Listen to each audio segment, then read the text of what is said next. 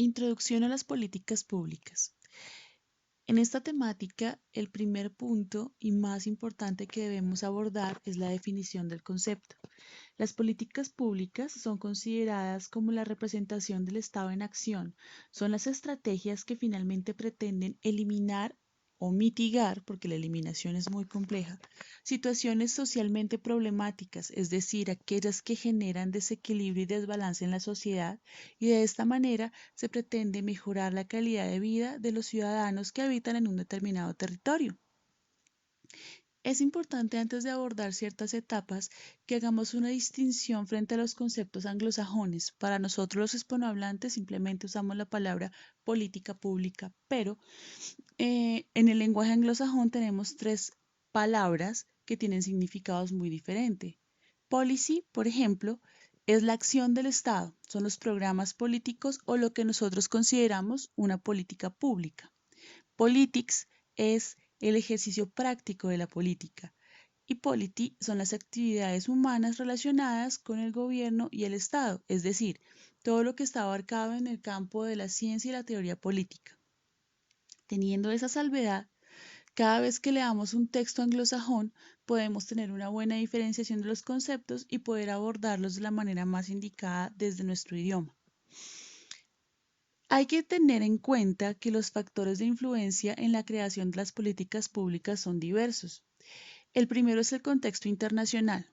Las políticas públicas no nacen de únicamente los referentes locales, también se tienen en cuenta los contextos, las políticas internacionales y las diferentes dinámicas que usted puede encontrar en el mundo para identificar las líneas y modelos de intervención que puede tener el Estado.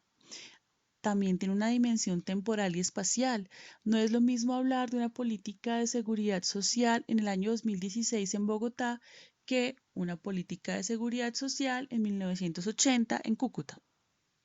Importa el momento histórico, pero también importa el espacio físico donde se va a implementar la política pública porque ello permite generar una serie de diferenciaciones y de posibilidades de aplicación que no pueden ser estandarizadas. También tenemos el tipo de régimen y cuando hablamos del tipo de régimen debemos entender que no es lo mismo una política pública en un modelo de gobierno neoliberal que en otro que sea de corte de socialismo, por ejemplo, del siglo XXI. El tipo de régimen nos da cuatro puntos diferentes que nos permite tener elementos para influenciar o no la forma en que se genera una política pública. Por ejemplo, la característica de las fuerzas políticas, es decir, los actores políticos, cómo se relacionan, cuáles son sus incidencias, cuáles son sus necesidades. También está el proyecto político del gobierno. Es importante recordar que cuando se va a un proceso electoral y usted vota, lo que está haciendo es votando por un proyecto político, por un proyecto de nación. Por eso es muy diferente una política pública, por ejemplo, de seguridad social en un gobierno neoliberal, como decía, donde se disminuyen o se reducen las instituciones, que en un gobierno como el socialismo del siglo XXI, donde se crean instituciones para poder solventar los requerimientos sociales. También otro punto muy importante son las propuestas alternativas que se dan en el marco de los regímenes, es decir, cuáles son las propuestas que tienen los grupos sociales, los colectivos o aquellas organizaciones que no son estatizadas o que necesariamente no responden a las lógicas del Estado. Y obviamente la disponibilidad de los recursos. Es muy importante tener en cuenta que el nivel de ingresos o de disponible de efectivo que tenga un Estado determinará qué tipo de políticas públicas se pueden generar. A partir de ello hablemos del ciclo, cuáles son sus momentos. Y la política pública tiene una interpretación de cuatro ciclos. El primero es el diseño. Este momento del ciclo lo que hace es darnos el momento para encontrar cuáles son los problemas y tratar de delimitarlos para poder generar una estrategia de intervención. En ese diseño se dan los primeros esbozos de las alternativas de la política. La formulación, que es el segundo momento por su parte, es el que se dedica a determinar las alternativas de solución que se van a implementar. Todo ello se hace a partir de lo que se considerarían los diferentes modelos de elección. Está el modelo de elección racional total o absoluto, está el modelo de elección racional limitado o está, por ejemplo, el modelo incremental. Estos modelos lo que le permiten es determinar al tomador de decisiones la forma en que va a elegir las alternativas de solución para los problemas que ha identificado. La ejecución o implementación es cuando a partir de diferentes modelos administrativos comienza a ponerse en acción la política pública.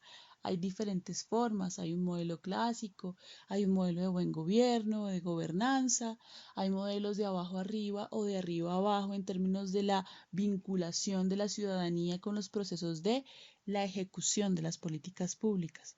Obviamente hablamos de la evaluación, que es el cuarto momento. Este momento lo que hace es un análisis de toda la documentación y de todos los efectos que se lograron identificar en el proceso de ejecución o implementación y a partir de ella medir, porque la importancia es hacer una medición de esos resultados o de esos efectos en la población, bien sea desde una perspectiva cuantitativa o numérica o cualitativa. Muchas personas consideran que solamente pueden evaluar a través de números.